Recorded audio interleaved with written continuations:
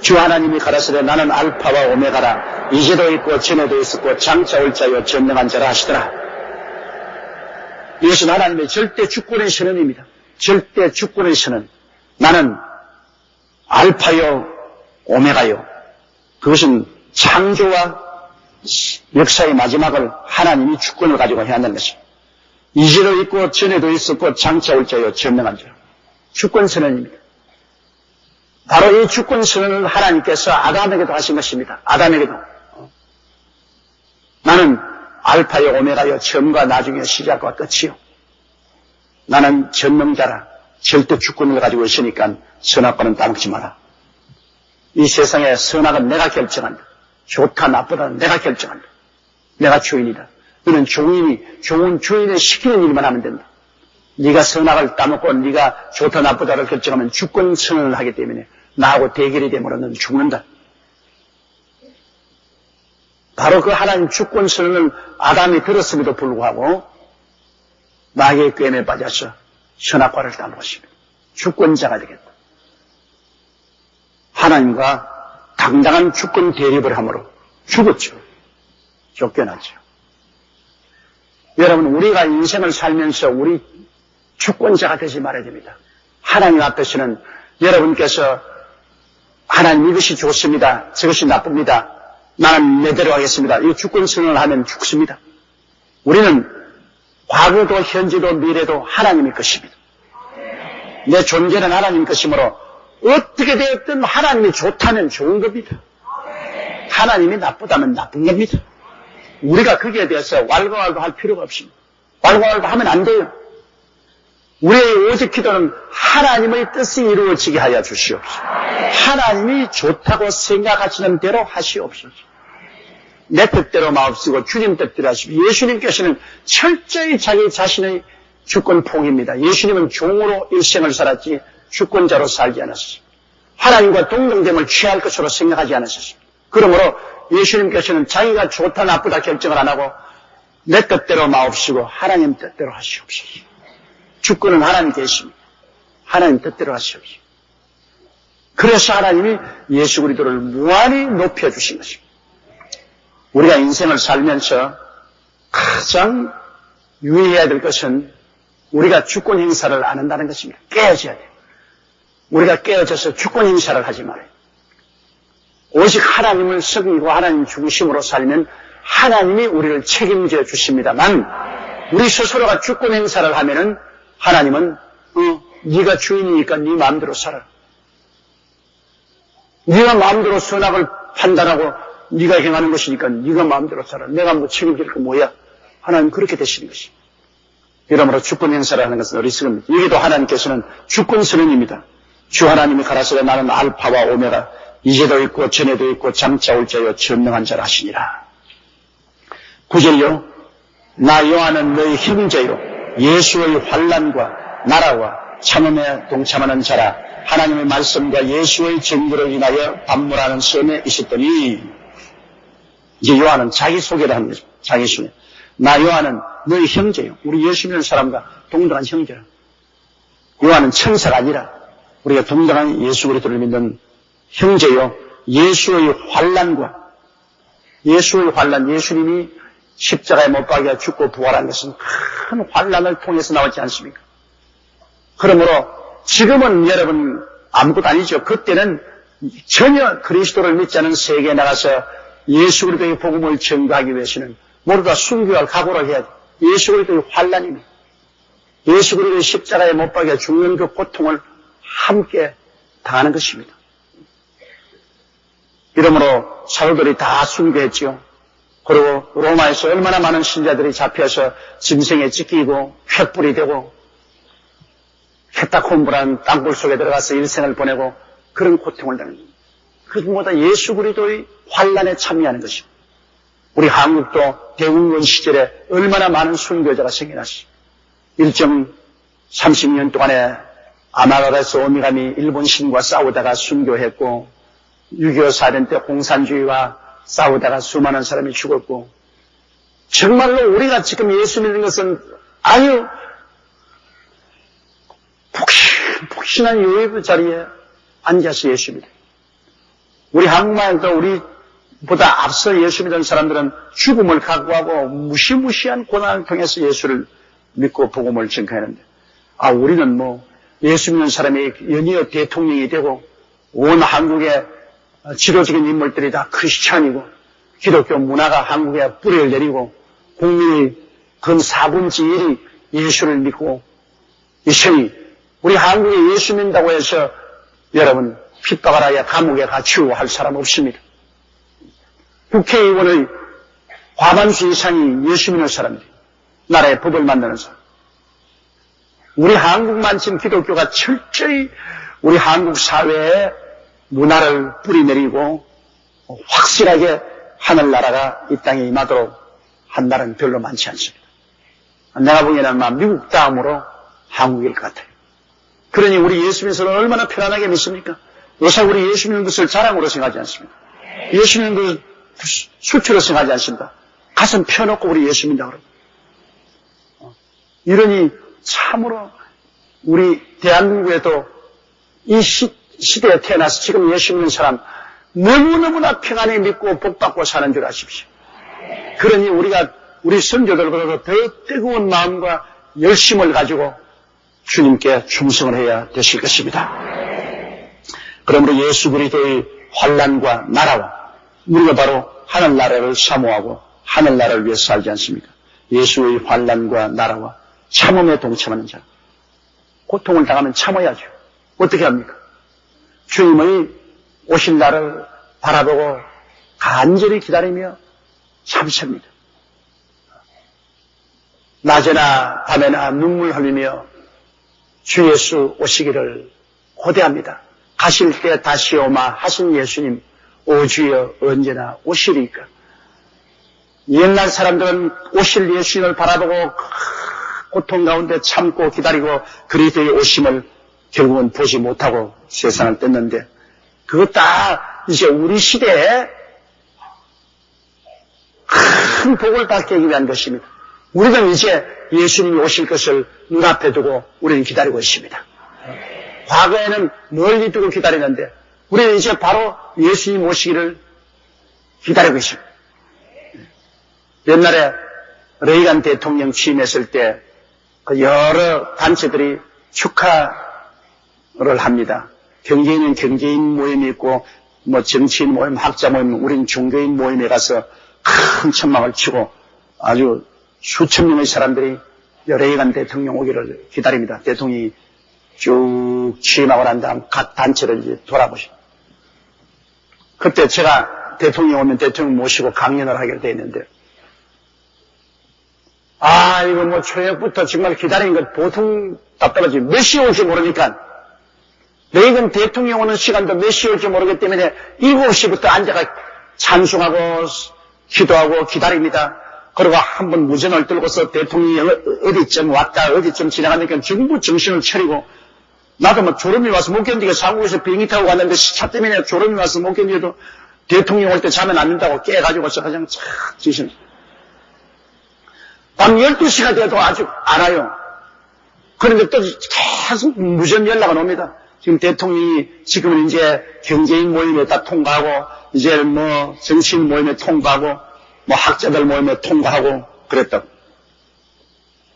그 다음에는 얼마 있지 않으니까 이 대통령이 바로 우리 종교인 모임에 가까이 왔으니까 준비하라 그래서 나도 탁시도 입고 탁 입고 이제 강당에 올라가서 준비하고 이러는데, 마지막에 연락 오기를 대통령이 그만 갑자기 몸이 편찮아가지고서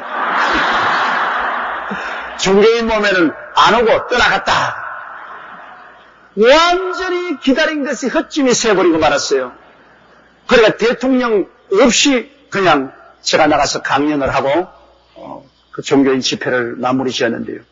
이렇게 대통령이 오는 것도 그렇게 저녁부터 기다리다가 나중에는 공치고 말았지만, 지금 우리 예수님 오시는 것은 저녁부터 초대 때부터 기다려 예수님 오시기를. 초대 때부터 기다리고 또 기다리다가 그다음 다음 세대 바통을 넘겨주고 또 다음 세대 바통을 넘겨주고, 이제 우리가 마지막 바통을 잡고 있는데 우리는 공치지 않을 겁니다. 우리는 진짜로 공치지 않을 거야. 우리 시대에는 주님이 오실 줄 나는 확신합니다. 진짜로 오실 줄 확신합니다. 그러니 예수님을 우리가 믿는 사람은 예수님의 환난에도 동참하고 예수님의 나라에 소망을 두고 오래 참아야 될 것입니다. 그러므로 사도 요한은 바로 이와 같이 예수 그리스도의 환난과 나라와 참음에 동참하는 자로서 하나님 말씀과 예수의 증거를 인하여 하나님 말씀 증거하고 예수님의 죽었다 부활하신 우리 구주라는 이 복음 증거 때문에 잡혀서 반모라는 섬에 그런 유배를 가 있었습니다. 이 반모섬은 소아시아의 해안에서 멀리 떨어진 그 칠고 화산이 있는 작은 섬으로 당시 도미시안 황제에 의해서 유배되어서 그곳에서 고생을 하고 있었습니다. 그런데 도미시안 황제는 바로 예루살렘을 멸망시킨 디도 대장의 동생입니다. 그래서 그 로마의 10대 황제가 계속해서 기독교인들을 무시무시하게 박해를 했는데 그 박해를 받고 반모섬에 유배되어 있었습니다. 10절요. 주의 날에 내가 성령에 감동하여 내 귀에서 나는 나팔 소리 같은 큰 성을 들으니 이 주의 날, 주의 날이니까 주일 아니겠습니까? 부활한 날이 주의 날이 아니겠습니까? 유대인의 안식일은 토요일이지만은 주님은 주일날 부활하셨습니다. 그래서 우리 예수 믿는 사람들은 우리의 안식일을 주일날로 지내는 것입니다. 왜 그러냐? 안식일은 구약에 속하지만은 우리는 신약 새로운 언약입니다. 구약은 이스라엘 백성이 지키지 않으므로 구약은 철폐했고 우리 주 예수 그리스도를 통해서 하나님이 새로운 언약을 맺으시고 우리의 모든 출발은 구약은 우리의 뒤에 그림자요 우리의 뿌리지만은 우리의 새로운 계약은 예수 그리스도로 말미암아 맺은 계약입니다. 그러므로 이 새 계약의 중보자 되시는 예수 그리스도가 부활하신 날이 교회의 출발입니다.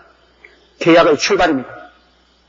예수님이 죽으셨다가 부활하심으로 말미암아 주님이 모든 죄를 완전히 사하시고 새로운 믿음으로 구원받는 새로운 계약의 출발입니다. 그렇기 때문에 우리 신교 신자들은 토요일을 섬기는 것이 아니라 예수님이 부활하신 주일날을 섬기는 것입니다.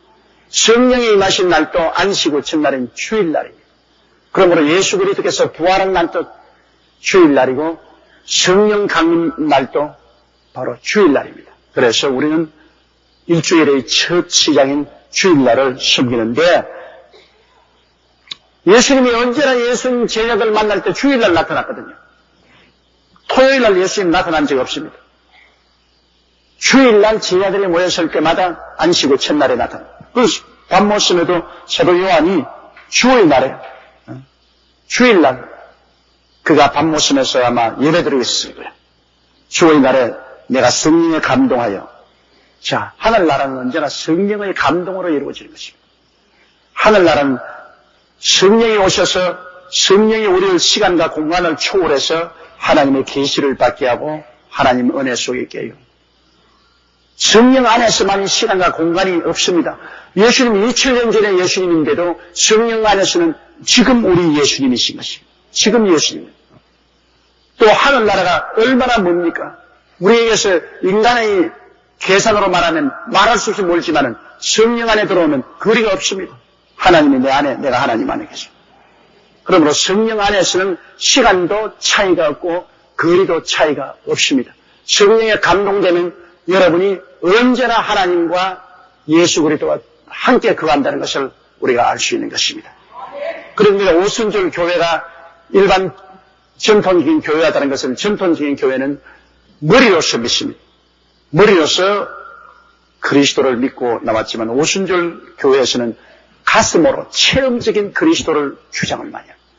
성령님을 인정하고 환영하고 모시드리고 의지함으로 우리는 성령 안에서 하나님을 체험합니다.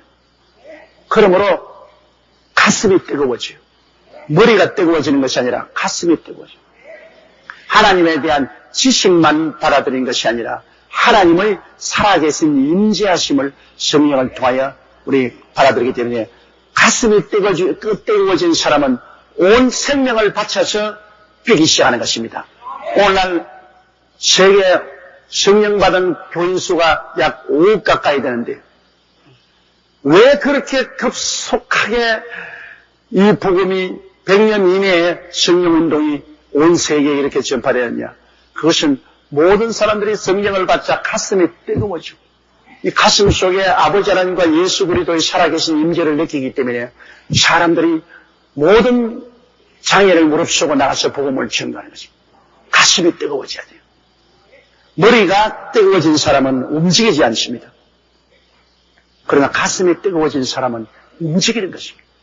우리 오순절 교회는, 우리 신복음 교인들은 성령을 충만히 받고 가슴이 뜨거워져서 뜨거운 가슴을 가지고서 눈물로 기도하고 뜨거운 가슴을 갖고 복음을 전가하고 뜨거운 가슴을 갖고 우리가 나가서 하나님 사역을 해야 되는 것입니다.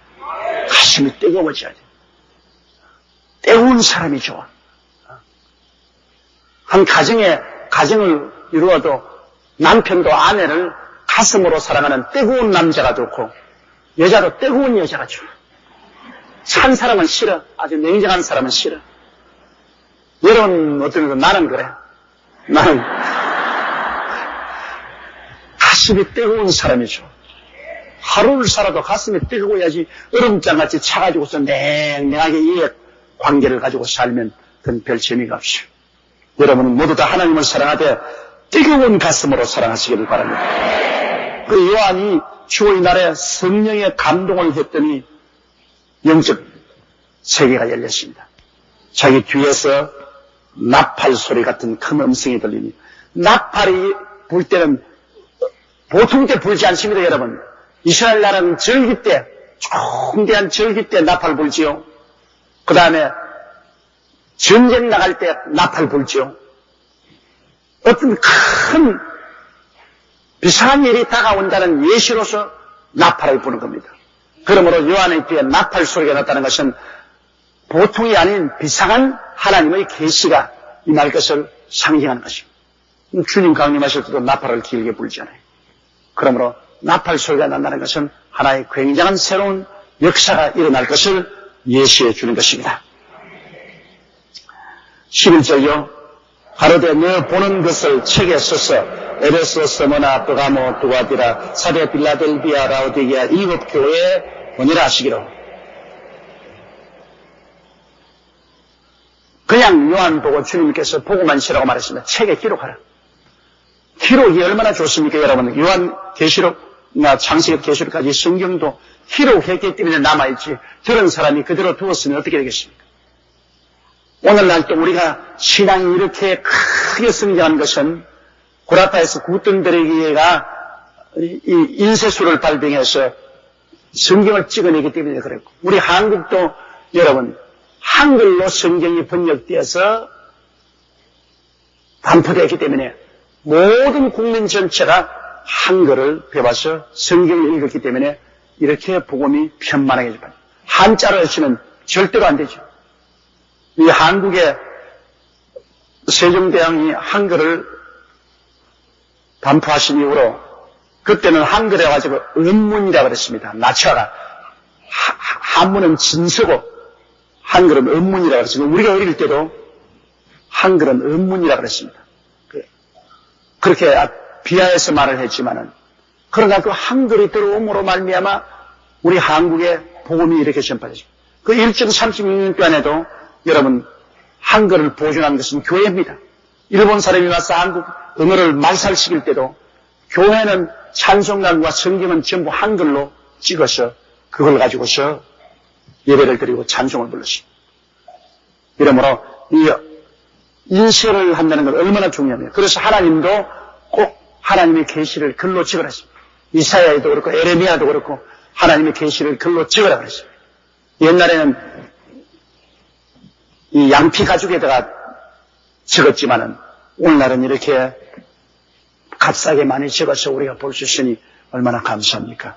주님의 계시를 보는 것을 음식만 듣는 것이 아닙니다. 요한은 실제로 주님의 계시를 눈으로 다 보았습니다. 요사이 우리가 텔레비나 비디오를 보듯이 그대로 보았어요. 눈으로 본 것을 적어라. 적어서 소아시아에 있는 교회에 에베소, 스무나, 쁘가모, 두아디라, 사데, 빌라델비아 라오디게아 7교회에 보내라 하시고, 수아시아에 많은 교회가 있었는데 꼭 주님이 7교회를 택한 것은 교회사를 주님이 7과정으로 나눌 것을 표시한 것입니다.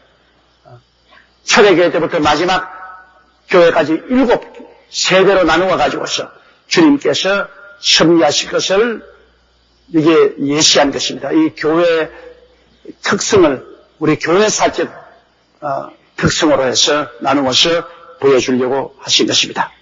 그냥 막연하게 7교회만 보내려고 한 것은 아닙니다. 12절요. 몸을 돌이켜 나더러 말하는 음성을 알아보려고 하여 돌이킬 때 7 금축들을 보았는데, 그 누가 말을 하는가 해서 몸을 돌이켜 나더러 말하는 음성을 알아보려고 하니까 7 금축들을 봤습니다. 여러분, 7 금축들은 성소에 있습니다. 성소의 문에, 성소 뜰에는 여기에 못재단이 있고, 그 다음 못재단 지나가면 손을 손발을 쓰는 물두멍이 있고, 그걸 지나가면 이제 성소가 있어요. 성소에 들어가면은 성소 왼편에 7 금축대가 있어요. 금으로 쳐서 만든 7 금축대가 있고, 중간에 향단이 있고, 오른편에 진설병이 있고, 그 뒤에는 커튼이 쳐 있고, 커튼 뒤에는 지성소로 들어가는 거죠. 그러므로 이 성소에는 제사장밖에는 못 들어가요. 제사장이나 대제사장이 들어가지 일반 사람은 들어갔다가 그대로 그냥 벼락 맞아 죽어요. 그런데 이 성소의 장면을 요한이 보게 됐습니다. 성소에 7 금축대가 보이는데 왜 주님이 성소를 통해서 나타났냐? 그것은 우리 하나님이, 지성소는 하나님이 보좌이기 때문에 하나님 나라에서 일어날 일들을 계시하기 위해서 그렇게 상징적으로 보여주는 것입니다. 13절은요. 촛대 사이에 인자 같은 이가 발에 끌리는 옷을 입고 가슴에 금띠를 띠고, 촛대 사이에 있으니까 이 촛대는 성소에 있지 않습니까? 성소에 들어갈 수 있는 분은 제사장밖에 없으니까 여기에 예수님이 발에 끌리는 옷을 입었다는 것은 제사장이나 대제사장만이 입을 수 있는 발에 끌리는 옷을 입고 계십니다. 예수 그리스도가 우리의 제사장, 우리의 대제사장이 된 것을 여기에 표현한 것입니다.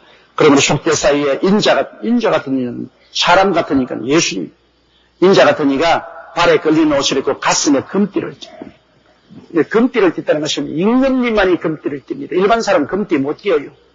예수님은 제사장이 왕 같은 제사장이니까, 왕이면서 제사장이니까 그가 금띠를 왕이면서 그는 발에 끌리는 제사장의 옷을 입었습니다. 왕 같은 제사장이요, 머리와 털의 희기가 흰 양털 같고, 그거 같이 읽어야지. 자, 그 머리와 털의 희기가 양털 같고, 눈 같으며 그의 눈은 불꽃 같고, 그 머리 희기가 흰 양털 같고, 눈 같다.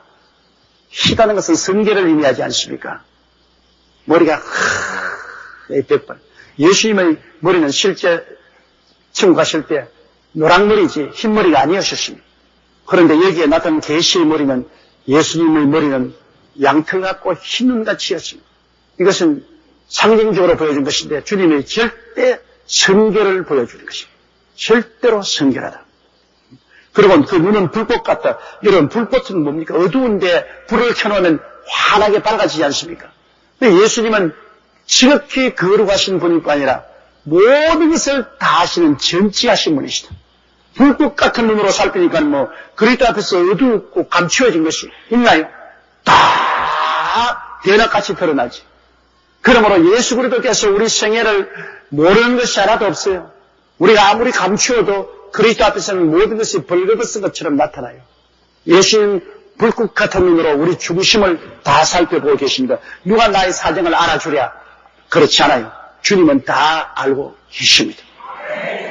잘못도 알고 계시고 잘한 것도 알고 계십니다. 사람이 몰라주어도 주님은 알아주십니다. 우리 예수 믿는 사람은 주님이 알아주시기 때문에 언제나 주님이 갚아주시는 것입니다.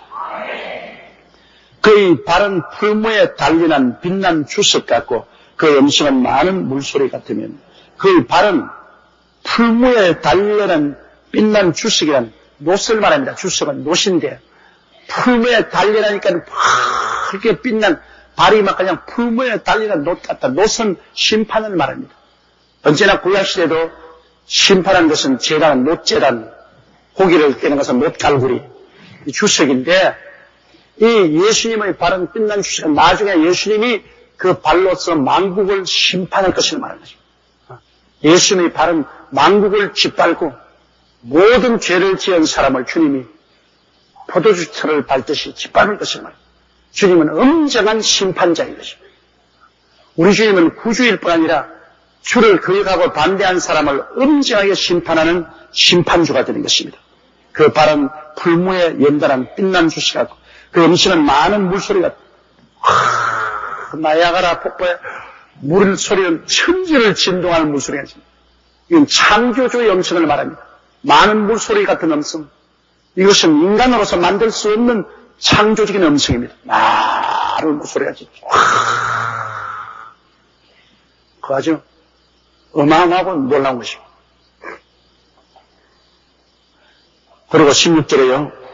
그 오른손에 7 별이 있고 그 입에서 좌우에 날선 검이 나오고 그 얼굴은 해가 힘있게 비치는 것 같더라. 그 오른손에는 7 별이, 이 별은 주의 종을 말합니다. 온 세계의 주의 종들은 주의 오른손에 얹혀 있는 별들입니다. 별들. 그러므로 주의 종이 일어서고 넘어지면 주님께 달렸습니다. 많은 사람이 주의 종들 보고 쉽게 욕하고 비난하고 공격합니다. 자관 목회를 하면서 지나온 사람들은 욕을 안 먹은 적이 없습니다. 이 목사를 두고서 사람들 앞에 서있기 때문에 온갖 비난도 하고 욕도 하고 거짓말도 지어서 온갖 말을 다 합니다. 그러면 목사라는 사람이 정말 그 몸의 행동 반경이 굉장히 좁습니다. 이러므로 정말로 목사가 되어 나갔다는 사람들은 원래 그 사람들이 성자도 아니고 위대한 인물도 아닙니다. 하나님의 종으로 부르심을 받아 나왔지만은, 그러나 주의 종이 일단 되고 보면은 모든 사람들이 성자가 되기를 기대하고 있습니다. 그러므로 목사의 어느 심사의 행동 하나하나를 다 간섭합니다. 우리 교회에 한 500여 명의 주의 종들이 있지만은 거의 그 주의 종들이 성도들에게 고소 안 당한 주의 종들이 거의 없어요. 내게 거의 다 지역장, 구역장 교인들이 그 목사들 흉보고 비난하고 욕하고 그렇게 합니다. 그럴 때마다 마음이 굉장히 안타까워요.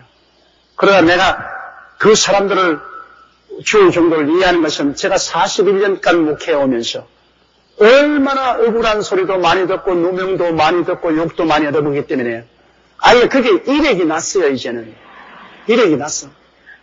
그래서 뭐 욕하면 또 욕하는 것보다 또 온갖 말로 치어서 모욕을 하면 또 모욕하는 것보다. 그러나 주의 종은 여러분 사람들이 마음대로 할 것이 아닙니다. 예수님의 손 위에 얹혀 있는 별입니다. 잘못하면 예수님이 때리죠. 그리고 그 별이 못하면 주님 쥐어서 주님이 던져버리죠. 그러나 현재는 예수님의 손 위에 있어서 예수님께 보호를 받습니다. 이렇기 때문에 주의 종을 건드리면 반드시 예수님의 손을 건드려야 됩니다. 절대로 좋지 않습니다. 주님께서는 성경에 나의 기름 부은 자에게 손대지 마라 그러십니다. 주님이 기름 부은 자는 손 안 대야 됩니다. 다윗을 보십시오. 사울이 타락해서 온갖 하나님의 반대된 일을 하고 다윗을 죽이려고 그렇게 달라들이고 몇 번이나 다윗에게 죽일 수 있는 기회가 와도 다윗이 사울을 안 죽였습니다. 왜냐? 하나님의 기름 부은 자에게는 손 안 되겠다. 하나님이 직접 손대지 나는 손 안 되겠다. 결국에 나중에 아말렉 청년이 사울을 전쟁터에서 죽였는데 그 사울 죽였다고 다윗에 의해 보고할 때 다윗이 그 말을 듣고 어떻게 했습니까? 그 아말렉 청년을 죽였습니다. 네가 감히 하나님의 기름 부은 자를 죽이고 네가 살아남을 것 같으냐. 그 자리에서 그를 죽였습니다. 그래서 다윗이 하나님께 크게 사랑을 받고 그가 도덕적으로 실패를 했더라도 높임을 받은 것은 그가 하나님을 두려워하고 하나님의 기름 부은 자에게 손은 안 되는 것입니다. 요사이도 여러분에게 부탁하고 싶은 것은 아무리 신학교를 나와서 새파란 종이라도 하나님이 불렀기 때문에 주의 종이 된 것입니다. 그 중에 뭐 혹시 지연병이 돼서 잘못 나온 사람도 있겠지만은 그거는 하나님이 처리할 것이고 거의 대다수는 주님께서 불러서 기름을 부어서 내보내기 때문에 하나님의 심부름꾼입니다. 하나님의 심부름꾼을 욕하면 하나님을 욕하는 것이 되는 것입니다. 이렇기 때문에 굉장히 주의 종에 대해서는 조심을 해야 됩니다. 주의 종은 하나님의 오른손에 얹혀있는 사람이고 하나님의 심부름꾼이기 때문에 주의 종에 대해서 쉽게 비난하고 공개하고 허물을 만들어서 덮어씌우고 이러면 대가를 받게 됩니다. 하나님이 반드시 심판하게 됩니다. 이러므로 주의 종에게 손대는 것은 마치 피부가 까진 전선에 손대는 한 가지입니다. 전기줄에다가 여러분 피복이 까진 전기줄을 손잡으면 전기가 통할 것 당연하지. 하나님의 심판의 불이 반드시 임합니다. 이러므로 여러분이 아주 주의 종들을 위해서는 기도를 많이 해주고 주의 종들을 심판하지 않는 그런 자리에 서서 여러분 상처 입지 말기를 바랍니다. 왜냐하면 주의 종은 별들로서 그 오른손에 7별이 입에서는 좌우에 날쌘 검이 나옵니다. 그는 하나님 말씀을 살았고 운동력에 있어 좌우에 날쌘 검보다 예리하다. 주님의 입에서 하나님 말씀이 나옵니다. 그 얼굴은 해가 힘있게 비치는 것 같더라. 이것은 생명이 넘쳐남을 말하는 것입니다. 여러분 햇빛으로 우리가 다 삽니다. 우리가 여러분 매일 먹고 사는 것은 햇빛을 먹고 삽니다. 그건 왜냐? 햇빛이 비추어가지고서 식물들이 탄소 동화작용을 해요. 그래가지고서 햇빛을 통해서 식물은 햇빛 공장입니다. 잎사귀에서 햇빛 공장에서 빛을 받아가지고서 탄소 동화작용을 통해서 여러분 우리가 먹는 모든 쌀이나 과일이 나와요. 그러한 다음 그 햇빛으로 말미암아 만들어진 식물을 짐승이 먹어서 그래서 우리가 그 고기를 먹어요. 그러므로 결국은 모두 다 햇빛을 먹는 것입니다. 먹는 우리가 쌀도 햇빛이 변해돼서 쌀이 된 것이고 과일도 햇빛이 변해서 과일 된 것이고 우리가 짐승의 고기를 먹어도 햇빛이 고기로 변한 것이고 그러므로 빛이 모든 생명의 근원입니다. 그렇기 때문에 창세기 때 주님께서 제일 먼저 빛이 있어라 하신 것은 빛이 있어야 만물이 있습니다. 빛 에너지가 없이는 아무것도 없어요. 여러분도 빛입니다. 전부 빛을 먹고 태어나기 때문에 여러분 다 빛이요. 여러분 다 빛입니다. 빛 에너지로 사는 겁니다. 그러므로 예수님이 얼굴이 햇빛이 힘있게 비친 것 같다는 것은 예수님이 생명의 근원이라 그 말인 것입니다. 예수님 속에서 생명이 힘있게 나와요. 내가 온 것은 양으로 생명을 얻게 하되 더 풍성히 얻게 하렵니다. 그리스도는 우리의 생명의 빛이므로 여러분 예수를 모시고 예수님과 살면 우리의 영혼 육의 생명이 넘치게 되는 것입니다. 그 다음 17절이요. 내가 볼 때 그 발 앞에 엎드려 죽은 자같이 때문에 그가 오른손으로 내게 얹고 가라사대 두려워 말라 나는 처음이요 나중이니. 그 사람의 육체가 하나님을 보고 살 수 없다는 것은 하나님을 보면 온몸에 그냥 힘이 쫙 빠져요. 나는 그 체험해봤기 때문에 알아요. 힘이 빠져도 얼마나 빠져버리는지 손가락 하나 꼼짝할 수 없어요. 눈만 살아서 보고 있지 손가락 하나 깜짝하지 못해. 그건 내가 힘이 안 빠진 것은 아니지. 이거는 직접 환상을 안 보고 근데 꿈에 날이 음산하고 막 이런데 내가 보니까 막 개들이 막 어마어마하게 짖기 시작해요. 막 한쪽 몰고 개들이 뭐야 굉장히 짖기 시작하고 막 뛰고 꿀리고 이상하다. 개들이 왜 짖냐. 얼마 전에 개가 가지고 갱 그러면서 전부 꼬리를 안 놓고 막 도망을 치선. 근데 보니까 예수님이 긴 지팡이를 가지고 뒤에 멀쩡한 양떼를 많이 그리고 주님께서 이렇게 쫙 걸어 지나가시는데 개들이 그렇게 짖다가 예수님이 오니까 전부 다 놀래가 깽깽하고 도망. 이게 뭐냐 개들은 그 사탄이라 귀신들이 그냥 막 예수님 오기 전에 막 야단 법석을 하다가 주님이 아주 조용하고 편안하게 흰 옷을 입고 긴 지팡이를 주고 이렇게 걸으십니다. 양무리들이 막 오물조물하게 따라오더라고요. 그때 볼 때 내가 기절 안 했어요. 그때는 내가 아주 꿈에 아주 참 희한하다. 실제로 그냥 금식하고 들어누워서 주님 앞에서 그냥 환상 봤을 때는 맥이 다 빠져서 완전히 죽는 줄 알았어요. 근데 이 요한이 바로 주님을 보고 난 다음에 엎드려 죽은 자같이 되면 예수님이 오른손을 얹고 가라사대 두려워 말라. 나는 처음이요 나중이니. 우리 하나님 아버지도 처음과 나중이라 했는데 예수님도 처음과 나중이라 했습니다. 하나님과 예수님은 하나인 것입니다. 아버지가 이 세상에 존속할 그 순식간에 예수님 아버지 속에서 나온 것입니다. 그러므로 아버지와 아들은 하나인 것입니다. 18절요. 곧 산자라 내가 전에 죽었음더라. 볼지어다 이제 세시도록 살아있어 사망과 음보의 열쇠를 가지는. 야, 이게 얼마나 좋은 소식입니까? 나는 산자라 내가 전에 죽었음더라. 전에 죽었음더라. 전에 사람으로 와서 십자가에 못 박여 죽었. 그리고 영도 하나님께 버림받아 죽어서 음부까지 내려갔다.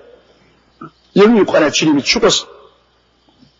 그러나 지금 살아있고 이제는 세세토록 살아있습니다. 이제는 예수님이 죽을 이유가 없이 한 번 죽음으로 세상 모든 죄를 청산하시고 마귀를 멸하시고 주님은 세세토록 살아있습니다. 이제는 주님이 살아있기 때문에 우리에게 희망이 있는 것입니다. 여러분, 내가 삶으로 너희도 살리라고 말한 것입니다. 우리의 생명은 예수님께 연결되어 있기 때문에 예수님이 살았으므로 우리도 살고 예수님이 세세 뭉토록 사심으로 우리도 세세 뭉토록 살게 되는 것입니다. 사망과 음보의 열쇠를 가지고 죽음과 지옥의 열쇠는 예수님이 가지고 계십니다. 이제 마귀가 가지고 있지 않습니다. 죽었다가 부활하심으로 말미암아 사망과 음보를 주님께서 극복하시고 죽음과 음보의 열쇠도 예수님이 가지고 계십니다. 그러므로 이제 마귀가 주장하지 못하는 것입니다. 예수님은 하늘과 땅과 그리고 땅 아래에 있는 모든 권세를 다 가지고 계신 것입니다. 자, 19절 이게 이제 요한계시록을 해석하는데 키입니다. 요 구절을 놓치면 요한계시록은 완전히 캄캄합니다. 따라 하게 해주세요. 그러므로 내 본 것과 이제 있는 일과 장차될 일을 기록하라. 자, 기록하는데 세 가지를 주님이 여기에 분명히 나눠주었어요. 3대지로. 내 본 것과 그 다음 지금 있는 일하고 그 다음은 장차 올 일하고 요 3대지로 나누어서 요한계시록을 해석하는데 자, 그걸 또 부연해서 20절에 설명하십니다. 따라 같이 봅시다. 내 본 것은 내 오른손에 7 별의 비밀과 7 금촉대라. 7 별은 7 교회의 사자요 7 금촉대는 7 교회니라. 이게 보니까 벌써 내 본 것은 뭐냐?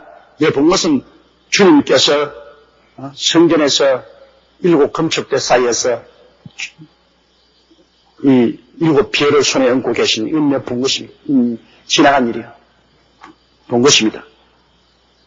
그 금촉대 7별. 그리고 현재 있는 일은 7 교회입니다. 그래서 7 별은 7 교회의 사자요 7 첩대는 7 교회니라. 내 본 것은 이미 예수님께서 밤모습에 나타나서 요한에게 보여준 그 환상이 이미 본 것이고 이제 현재 있는 일은 바로 소아시아 7 교회에 대한 메시지입니다. 그것이 현재 있는 일인 것입니다. 그리고 장차될 일은 이제